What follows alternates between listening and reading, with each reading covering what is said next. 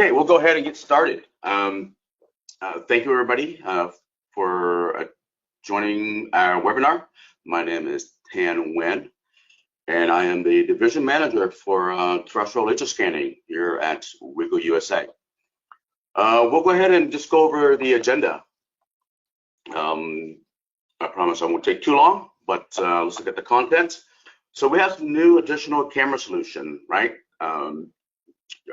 It was a big push for from our customers to make it an internal camera, and of course we did that, and we answered it with 3 internal cameras on the VZ600i, but we also have other solutions too as well. And then we'll go over the onboard face detection and blurring. This is a technology that we implemented to hold privacy of individual when we're scanning out in the real world environment. And then also introducing a new type of targets, and this is very neat, very unique to our terrestrial line. In the past, we've always used reflective targets, but now we also introduce a different type of targets as well, and for different applications, which I'll emphasize a little bit later. And then some port shading and versus X-ray view, right? So this is just a very a realistic way to view data and to present data, and also to really showcase the point cloud in a very realistic point of view. And then a new plugin. So we've added plugins in the past, right? So we've always tried to make our software better with additional tools. I think our software has always been the bread and butter, has always been the registration, right? And that's really what we focus on, and automated processing. But now we've added tools because we've had high demands and support from research university, particularly in the forest industry. And so I think you'll like this new plugin. And then of course I want to showcase, since I received the VZ600i in my possession, I've had it for almost a year now, and this whole summer I've been doing a lot of scanning. So I want to put it to the real world, and I want to bench test it, and I want to really showcase the productivity.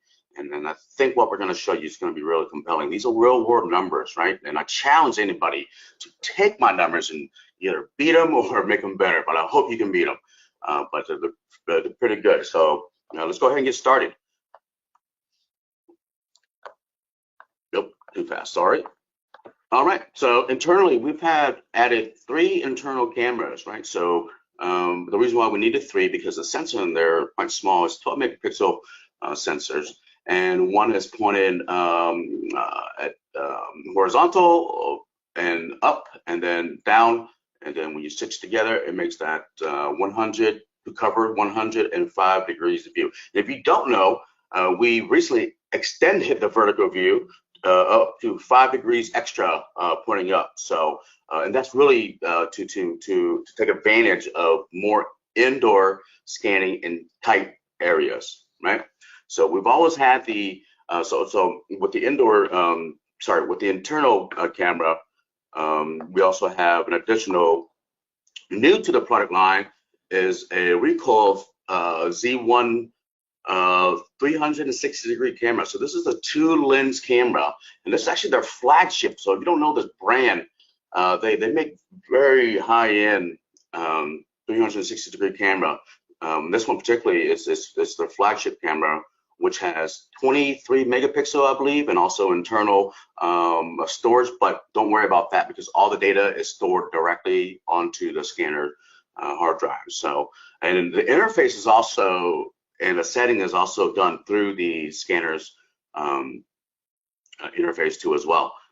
So this is typically very good for indoor scanning in lower light condition, and provides a highly spherical 360-degree realistic image.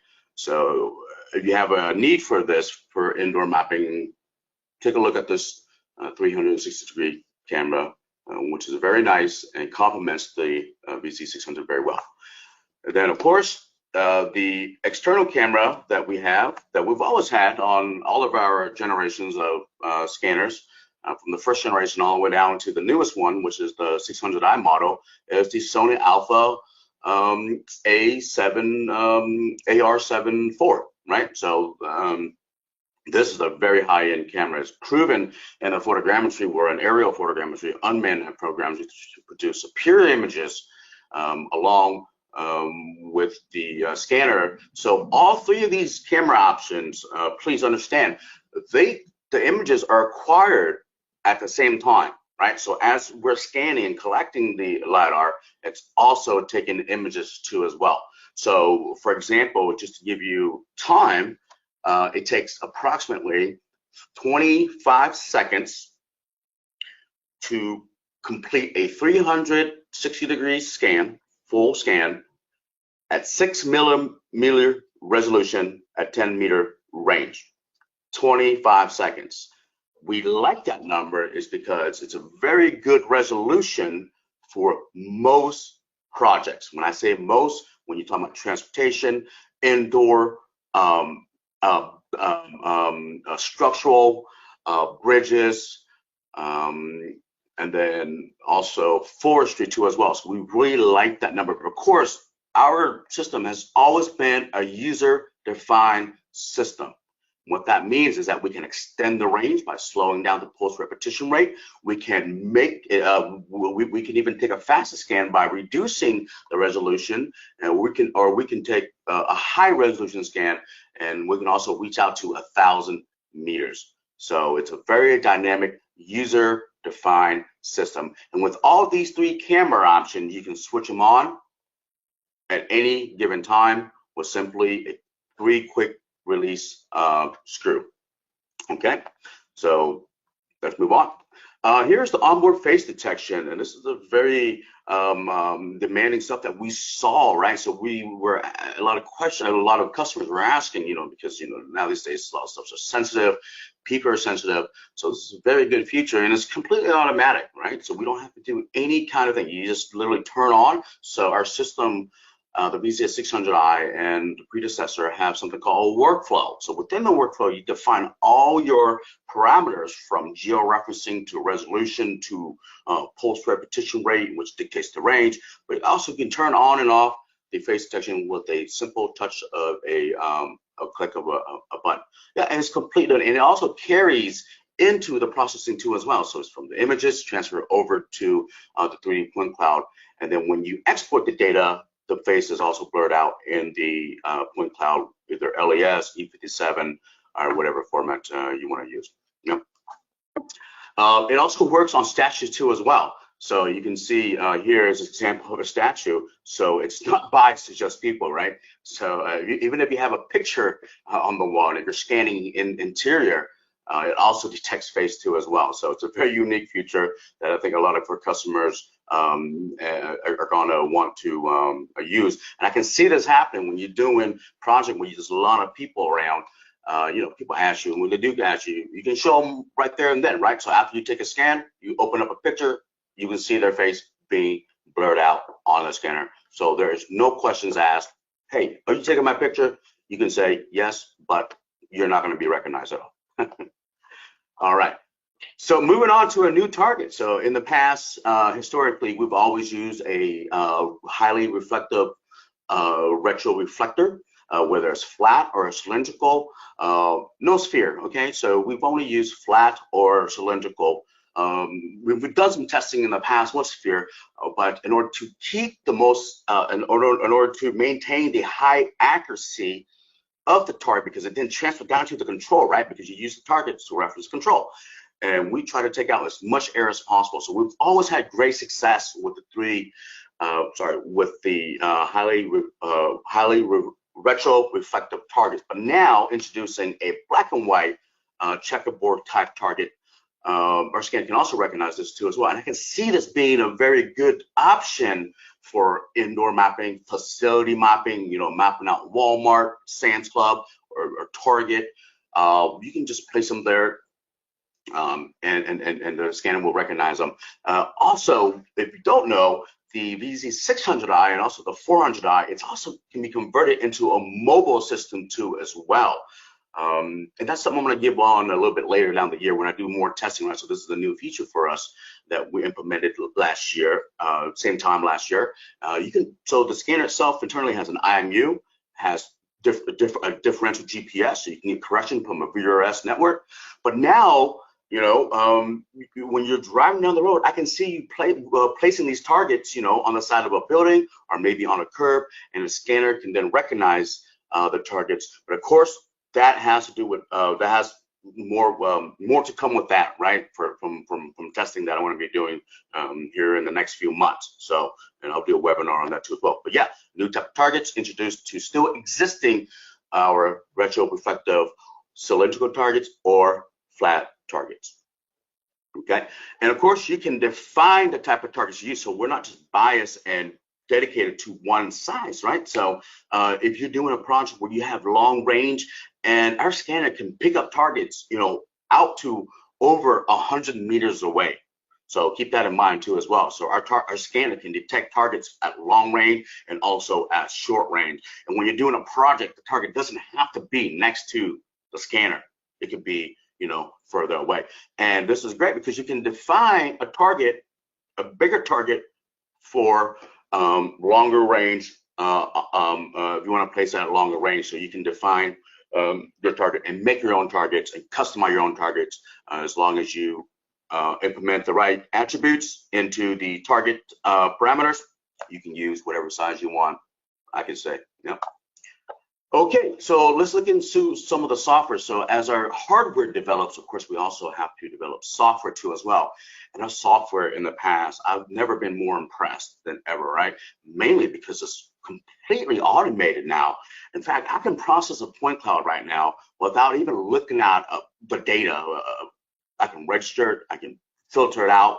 I don't even need to look at the data anymore. It's completely automated, right? So it's a one-touch processing wizard that allows you to process the data from start until end, all the way up to deliverable, including views such as the point shading.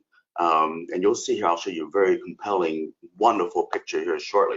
And then the X-ray, right? So the X-ray was added a couple years ago, and we loved it, right? It's a great way for visualization, especially for structures, indoor. You can see, and it outlines the X-ray view. A lot of people want me to explain. It's really just highlights the edge of objects, right? So if you have a complex facility, like an indoor facility where it has multiple levels, you turn on the X-ray, you can see your stairs, you can see your elevator shaft, you can see your the outline of doors, buildings, office space.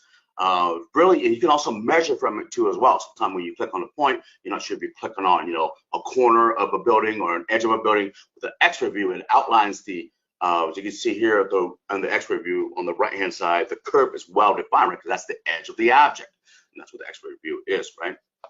And let's go ahead and take a look at what I mean by the point shading. Here we go. Yeah, there we go. Beautiful structure, right? So this is great for display. This is great for presenting. So when you go out and scan a job, clients, sometimes they don't look at point cloud like we do.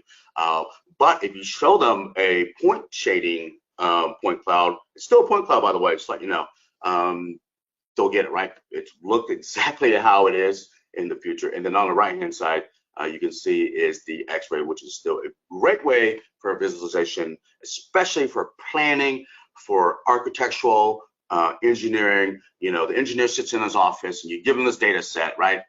That's a lot of data. It's a lot of information, but you can show them some X-ray view and they can get a broad perspective on what the area looks like. So very good way to display information to people that don't understand point cloud, and like also great for presentation too as well. Here's just an interior picture. Now this tool, I want to remind you, it's not something that you have to add, right? So if you're a user of RIEGL, particularly RISECAN Pro, only RISECAN Pro, this tool, once we update it, it's included, it's free, right? So you can generate this, there's no cost. And yeah, it's just for all of our user and everybody gets it. Yeah. Okay, now let's move on to the tree analyzer. We've added this plugin. We've had so many, well, over the past 5 years, myself have been supporting the forest industry directly, particularly to universities, right? So there's been a big push for forestry, right, for carbon emission or for a vegetation growth, or for animal migration out in Africa, whatever the case is. So we've been a lot of demands for vegetation and particularly forestry. So we recently introduced a plugin directly into RIEGL Control. Of course, this plugin has a fee, so please, if you are interested, contact your representative in your region, and we'll offer demos if it's necessary. But yeah, so this plugins allow us to identify trees automatically based on the 3D point cloud, right? And when I say automatically, I really do mean automatically, right? Because who has time and the patience to go there and identify all the trees? But I'm going to show you here in a little bit, really cool stuff. Yeah, so forestry inventory, and also complementing UAV LiDAR too as well. So in the past, right, so there's different platforms for different applications, right? So if you want to map out 1,000 square hectare or 1,000 acres, of course, you're going to have to use an airborne system. But if you want to do just maybe 20 acres, maybe an unmanned system makes sense.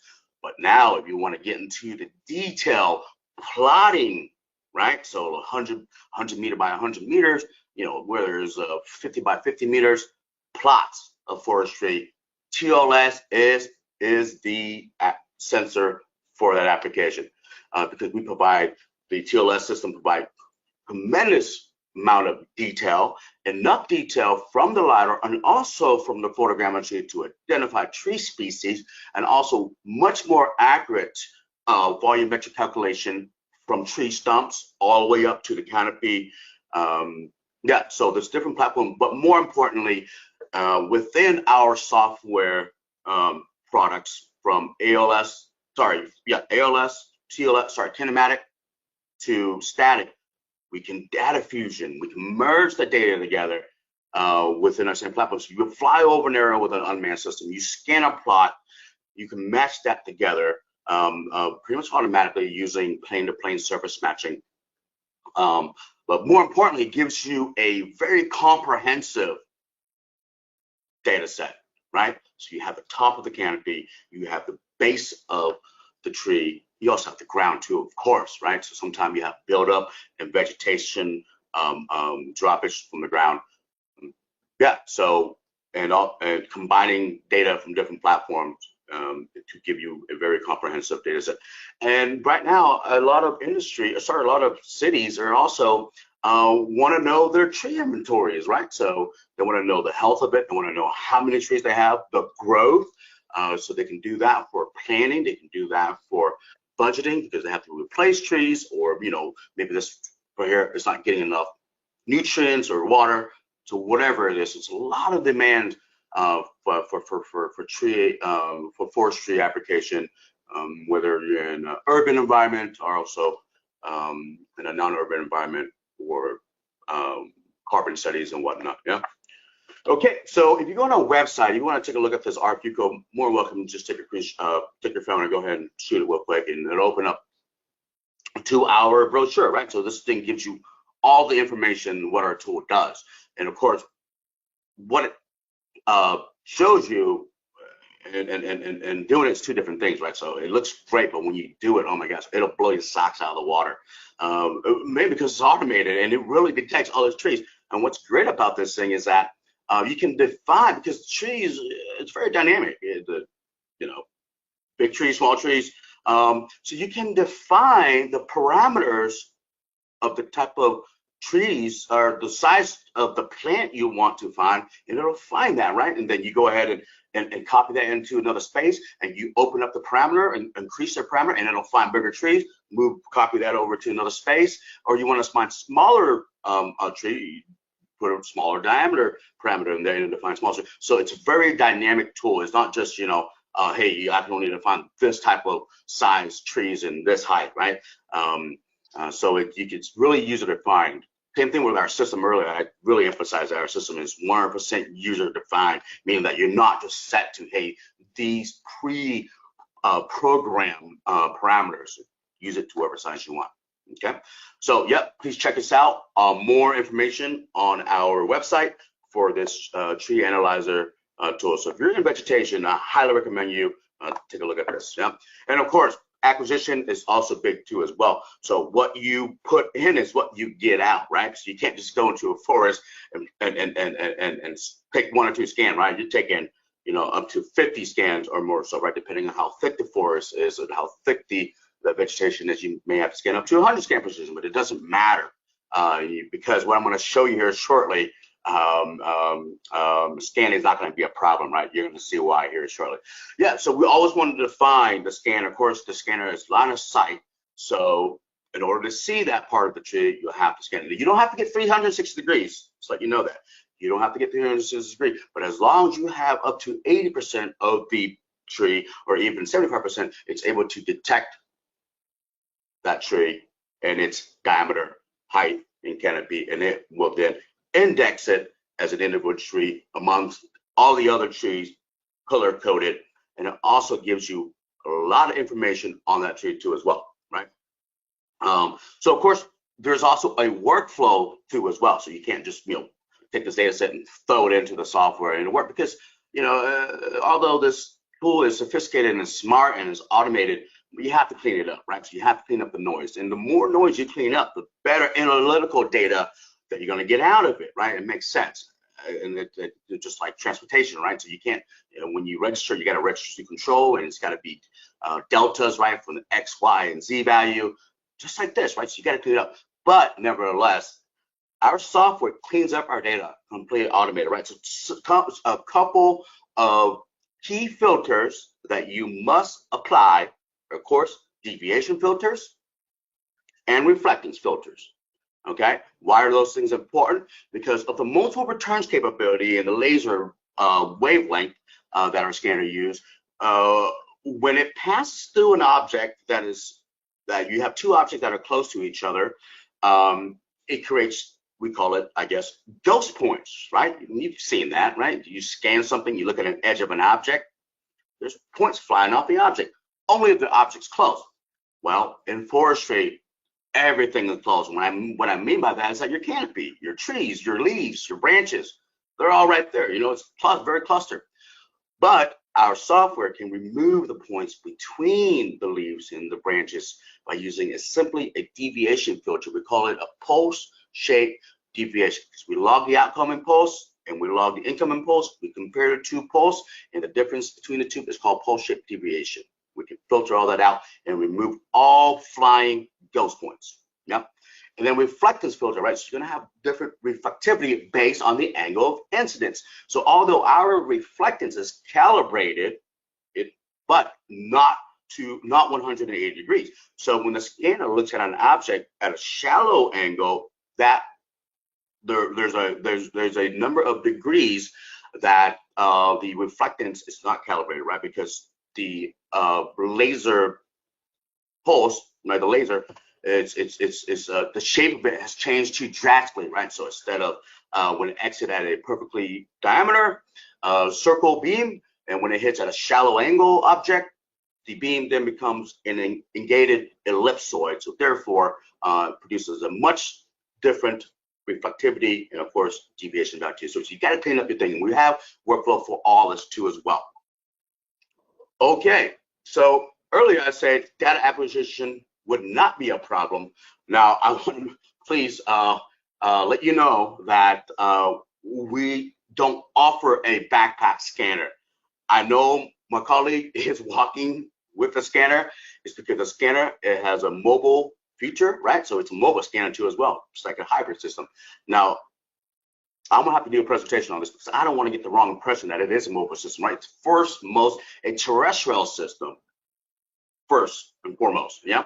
But it also has an option for mobile application. And I'm not saying, hey, go drive down the highway at, you know, highway speed, 50 miles per hour or 80 kilometers an hour and collect it. No, it's not meant for that. It's meant for slow speed, you know, maybe 25 miles or less. And it's RTK, right? So it's RTK and it's not PPK. Maybe that implemented later. But yes, so we can walk and scan at the same time. Of course, we don't sell the backpack. Not that I'm aware of at least, but something that I think most of us are capable enough to make a backpack, right, and put the scanner on the back, right? You can't carry it, right, because the thing rotates. So, and there's two modes. There's radar mode. I really like this because this is, I'll play it again. Yeah, so right now it's in radar mode, but you can also put it on a fixed line mode too as well. So that line mode is going to give you very, very good point density, and it's like a terrestrial scan when you're doing line mode. But for such applications like this, it is best in most applications if you want to use the mobile 360 degrees radar mode. Okay, so after you collect the data, you clean it up, you throw it into our software, and you can see all the information and the trees and the trajectory of the colleague passing through, in an index, and it categorize all the trees in different color too as well. Now it also separates the tree from the ground. Now you can say, hey, does it do classification? We don't call it classification, right? Because it's, we're not intending it to be a true classification. But if you wanted to separate the ground from the vegetation, we can do that, right? And of course, I'll explain that in another PowerPoint. But yeah, let's go ahead and take some more analytical information that this tree analyzer can provide. You can see from the plot of the stocked area, right? So on the left-hand side, we'll start with just a grayscale point cloud. And then on the right-hand side, we can then view it in a normalized height, right? So we can say, hey, 0 is here, and then 100 is up here. So you can then highlight the tree according to color. And then the selection of the trees to extract, right? So it does it automatically. It selects the tree. And then also not just the base of the tree, but also the canopy too as well.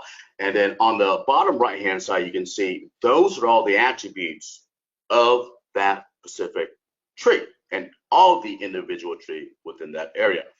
Now, if it didn't select the tree, of course, you can also isolate it, adjust the parameters, and then run it through the analyzer tool again. Again, this is a plugin. It's not a standard tool in our software. Now, please contact your respective representative to get more information on it too as well.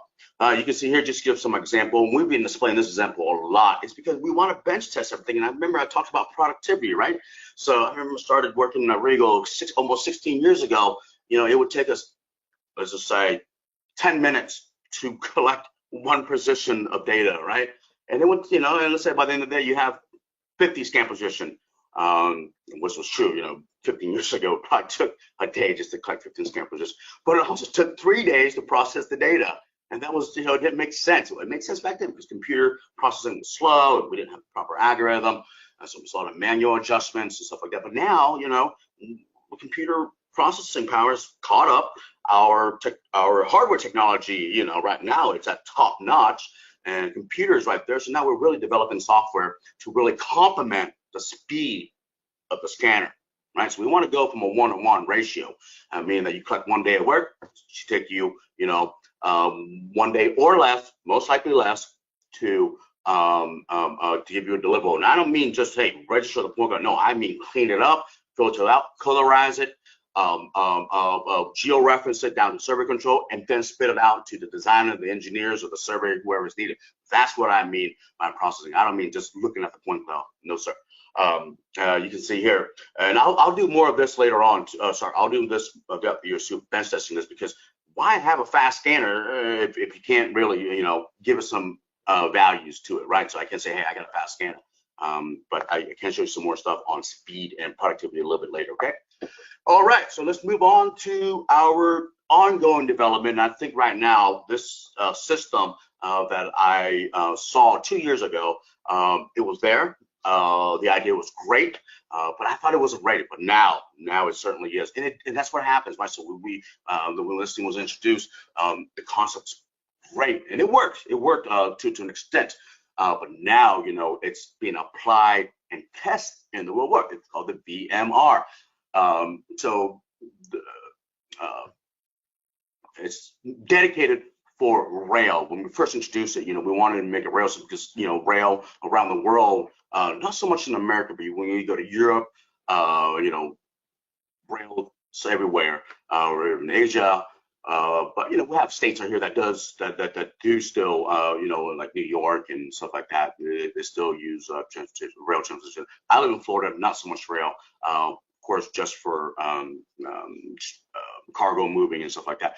But now with this new rail system, we're able to automatically.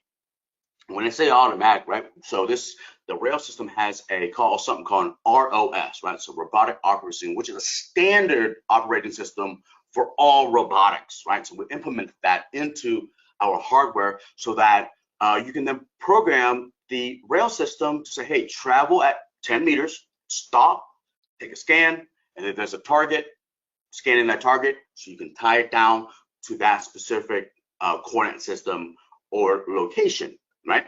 And it's completely automated because the scanner can be automated, right? So the scanner has a bunch of apps you can see on there. One of them app, if you have a scanner, it'll be a VMR app, right? So you can program your parameter for the latter portion, and then program your VMR system for the moving portion, right? So you can say, hey, move 10 meters, stop, take a scan.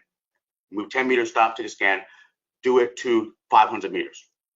You go ahead and click start, and all you have to do is just watch it at that point and monitor it, right? So, but not only it works on the rail system, we also introduce all-terrain wheels too as well, right? So if you're surveying in an area where there is surface for wheels, of course, this is also a nice feature too as well.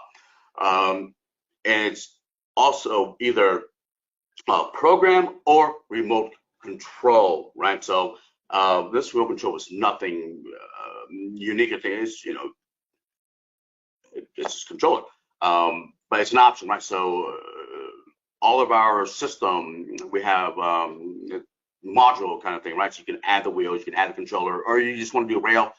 That's just the standard, right? So you want to add different options. We have different type of options for this, right? Yeah, so this is a remote control, and we're also introducing an app too as well. So if you're familiar with the the RIEGL iSeries app on the App Store or Android Store, you can download it, and that's just to operate the scanner. But now we also will introduce an app for our VMR for mission planning, right? So like I said, set it and forget it kind of thing. All right. Yeah, so here's just some more examples, some projects, some real world projects that we've done. This one's in Vienna. And of course, I'll present something to United States once we get ours, and then I'll do some projects too as well. So I'll have a very good presentation coming later on this year. And if there's anything you want, please send us some comments and some requests. I have no problem presenting where's application or how-tos. I love how-tos, right? So yeah, here you can see highlighted target, right? So you don't have to say, hey, scan, because our scanner can detect targets automatically, right? So on the scanner, in the workflow, you just define the type of target you're using, whether it's a cylindrical target or a flat target, or now, of course, the black and white checkerboard, checker pattern target. Yeah, it'll stop, and if it's a target within this range, it'll scan and pick it up automatically. Yep. Here is a live action shot of the robot. Sorry, the VMR. I guess it is a robot, right? I mean, you program it, it just does what it needs to do. Yeah, of course. Below that, there's just some emergency lights you see for safety precautions. So it's scanning right now. So this is still in static mode. We haven't done any testing in the kinematic mode, right? Because with the static mode, of course, you get the detail you're looking for, right? Because in the mobile mode, you may not get the detail because you're moving, right? So you're gonna have a little bit more noise on the static scan. Nothing beats static quality. But I'm sure you can go both, right? You can have this thing just keep on moving and scan at the same time. So if you don't need the detail, like look at the bolts or the condition or of the rail, then you can go ahead and make it a transfer. But this system, I can see the application for like interchange, right? So railway interchange or areas that needs maintenance, or rail yards, right? So you have a lot of trains coming in for docking and switching rails. Yeah, but we also have dedicated for dedicated train system too as well, that you mount on top of the train, and as you're scanning, it's a mobile scanner, but for rail, right? Okay, and this is the data quality that you can expect from the setup. And what you're viewing here is the shaded view too as well. So you can see it's a very good way to present and showcase and display. This is black and white. So not only we can collect the data automatically, we can also it also register the data. This is in true color, right? And this is at night. Of course, we have lights, right? So camera systems are passive sensors and LiDARs are active sensors, right? So that's inevitable. You're going to always need some light source at night, and you can go to your local photography store and buy those ring lights, put at the base or at the top, right? So okay, all right. So now let's get into some application stuff, right? So I've been concentrating on transportation for the last almost 15 years, or 16 years rather, right? And I've always liked transportation because I think there's been a paradigm shift on how data is collected now. So the old traditional way is very respected, guarantee, right? So you do a backside, you turn the corner, you figure out your azimuth, and that's never gonna be replaced, never. But there certainly is a paradigm shift on how data is collected, though, right? We think about it now, we're using sophisticated machines, 3D LiDAR systems, like the 600i or the 400i. So we're trying to expand the capability of terrestrial LiDAR in transportation. So when I first started, when you're doing the transportation project, it's always just a small scale. It really is. Because you couldn't cover long sections in a day, or in 2 days, or even 3 days. It may take a whole week, and by that point, you're just trying to cover 3 miles. It's not really something that you want to do with a system that's not productive, right? And then you have to look at registration, right? Then you also have to look at survey control too as well, because when you're doing a linear project, you're going to have you're going to have a lot of errors, right? Error can introduce through the control, to the registration, but now with the capability of the 600i, and when I say capability, I'm just going to highlight just a couple things, okay? Because it has many capabilities. Just a couple things I want to highlight. One is the onboard registration. When I say onboard, it's true onboard. The scanner has 2 computers. One is dedicated for the scanning mechanism, and the other one's dedicated for the onboard registration and other post-processing too as well. So the second computer will automatically register the data together completely without the use of any targets, right?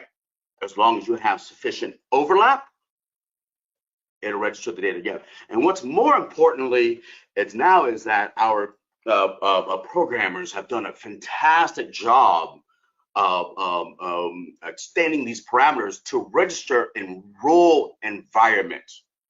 And why do I want to say that in such a tone, right? Because cloud-to-cloud registration really requires vertical structure. But when you're in a rural environment, when you're in a grass field, when you're down a rural highway, where there's nothing but farmland, you don't have vertical structure. But in the past years, our engineers and programmers have really made that happen with our processing capability. Now we can say definitely we can cover 3 miles in a rural environment and be very successful, and more importantly, within a few hours of scanning. And I've done some bench testing myself, so and it is capable. So now projects 3 miles, 5 miles, I won't even bat an eye to go tackle that project. Yep. And then also increase project size, right? So I was talking earlier, 2 to 8 kilometers, no problem. And I've done this all summer, so I'll show you my next slide. I've done a lot of scanning this summer. I had so much fun with the 600i.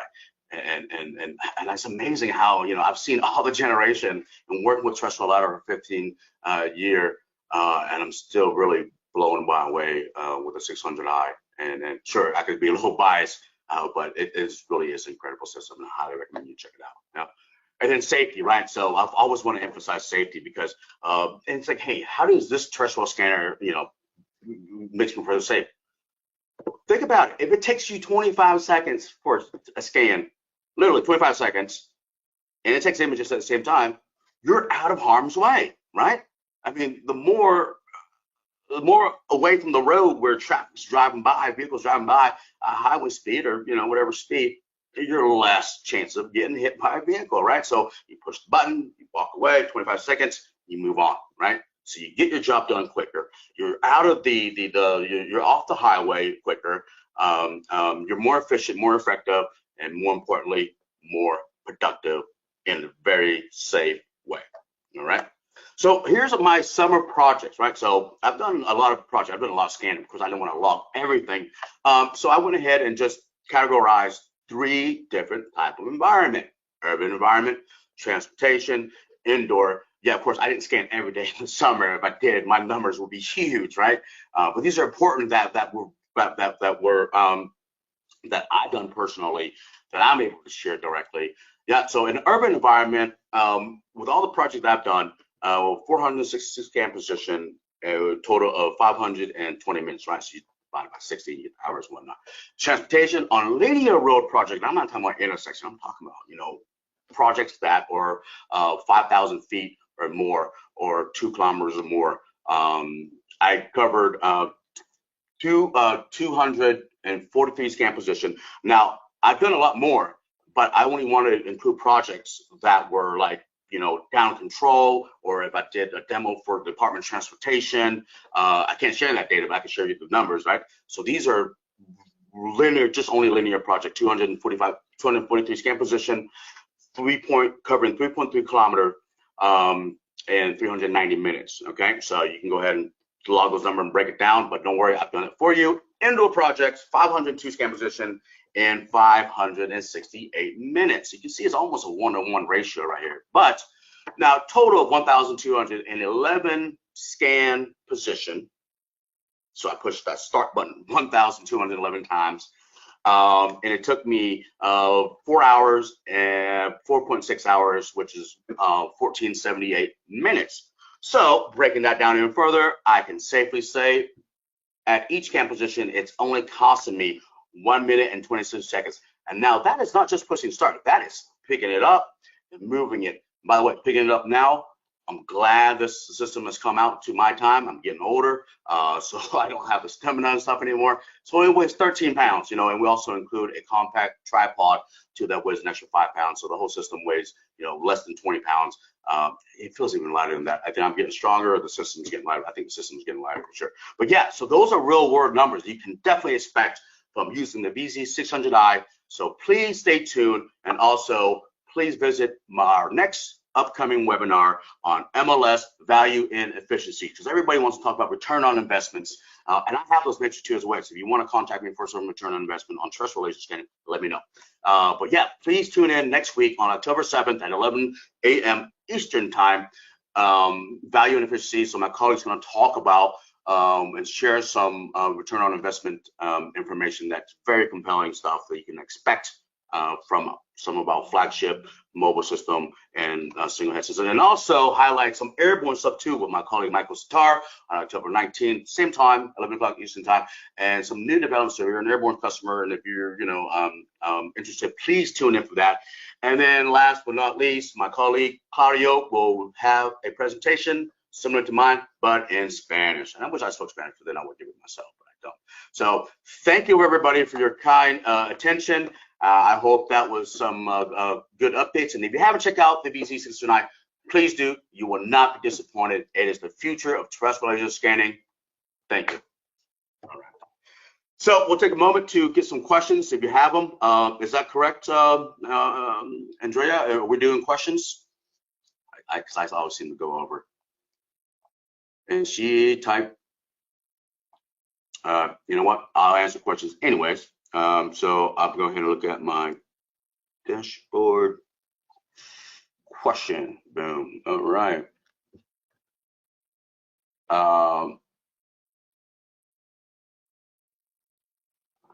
Gonzalez say Elisa's. Okay. Hello, Tan. Cloudy, but at least it's not 100. Oh. The rain stopped. I'll give it a moment for to type some questions. If not, I'm with RIEGL USA, and I look forward to any feedback, advice, questions.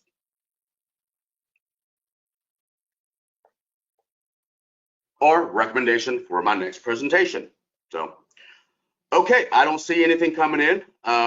If I miss it, I apologize, but sometime this platform is not. Oh, okay. Oh, I see questions. Hang on. Okay. Will the black and white targets work with the VZ400i as well, or only with the 600i?